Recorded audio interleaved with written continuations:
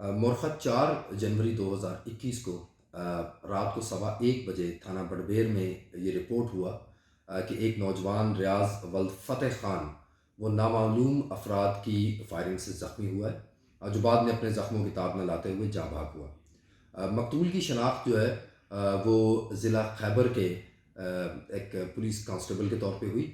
اس واقعے کو پرائورٹائز کرتے ہوئے، انتہائی اہمیت دیتے ہوئے، ہم نے اپنی تمام تر جو سائنٹیفک اور ٹیکنیکل کیپیسٹی ہے اس کو استعمال کیا۔ انیشلی یہ ایف آئی آر نامعلوم افراد کے خلاف درج ہوئی، لیکن اس کیس کو انتہائی قلیل مدت میں ٹریس کیا گیا اور یہ بات سامنے آئی کہ ریاض کے قتل میں 4 پولیس اہلکاران جو ہیں ملوث ہیں۔ ان 4 میں سے 3 کو جو ہے وہ گرفتار کر لیا گیا ہے۔